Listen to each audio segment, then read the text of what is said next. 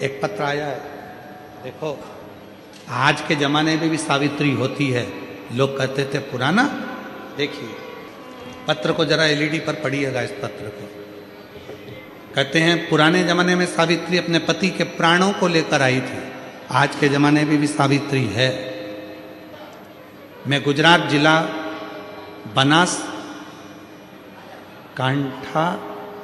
बनासकांठा दियोदर की रहने वाली हूँ।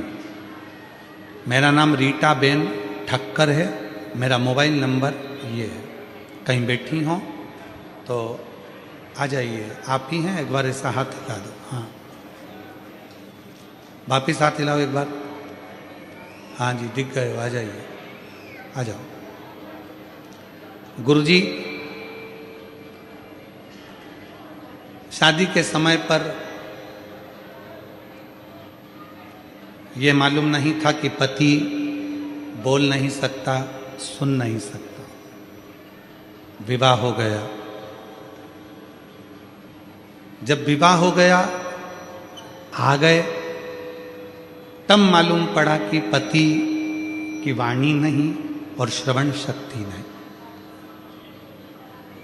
मेरे पति जन्म से ही न बोल पाते थे न सुन पाते थे। विवाह तक मालूम नहीं पड़ा, विवाह होने के बाद मालूम पड़ गया कि ना बोल पाते ना सुन पाते। जब विवाह होके ही आ गए तो हमारे घर के संस्कार ऐसे नहीं कि कुछ बात के लिए कुछ विचार किया। हमने हमारे ससुर जी से कहा ना तो ये बोल सकते हैं ना सुन सकते हैं, और अब आपने क्या इनको कोई हॉस्पिटल नहीं दिखाया? गुरुजी, मेरे ससुर ने इलाज करवाया, जहां बॉम्बे तक मेरे ससुर ने इनकी वाणी का बचपन से लेके इलाज करवाया, पर ना बचपन से ये बोलते थे ना सुनते। हमारी शादी, इतना टेंशन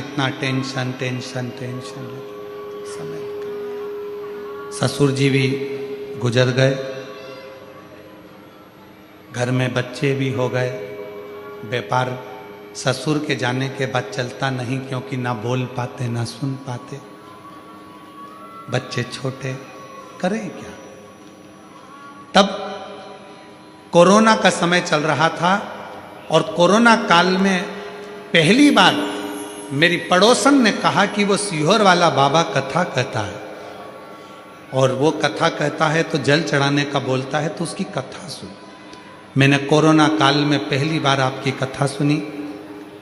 मंदिर जाना चालू करा, शिव जी पे चढ़ी हुई बेलपत्री लाती, पति को दे देती, जल लाती, चढ़ा हुआ शिव को दे देती, पति को दे देती। एक दिन पति को लेकर कुबरेश्वर धाम चली गई, और वहां पर रुद्राक्ष महोत्सव में बैठ गई। बहुत भीड़ थी बाबा। उस भीड़ में मेरी चप्पल कहीं चली गई। इतनी भीड़ थी, मेरी चप्पल कहीं चली गई। उसी दिन कुबरेश्वर धाम से नियम ले लिया, तूने मेरी चप्पल अगर कहीं लेकर गया है तो आज से नियम लेती हूं। भले मेरे घर में बच्चे हो गए, मेरा ससुर चले गया, पर मुझे नहीं मालूम था कि इनकी वाणी नहीं और श्रवण शक्ति नहीं, पर मेरा विवाह तो हुआ ना। अब तो मेरे पति की आवाज और शक्ति तू ला कर देगा। जब तक चप्पल नहीं पहनूंगी, कुबरेश्वर धाम पर छोड़कर जा रही हूं और यहीं रख कर जा रही हूं। बाबा छोड़ आई।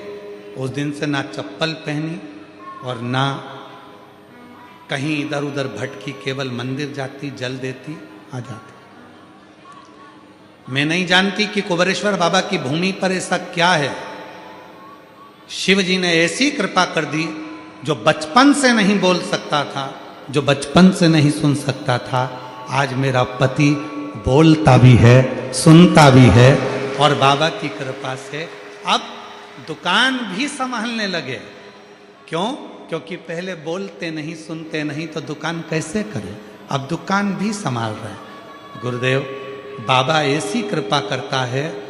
मैंने तो चप्पल छोड़ने का नियम लिया, और बाबा की कृपा ही कि अब वो सुनने भी लग गए, बोलने भी लग गए, और ये बाबा की ही चमत्कार है कि उन्हीं की कृपा है। गुरुजी, अब उनकी दुकान भी बाबा की कृपा से चलने लगी।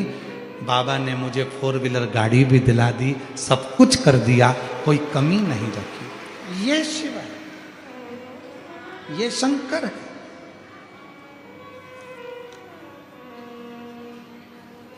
शिव शिव है, ओगड़दानी ओगड़दानी, शंभु शंभु।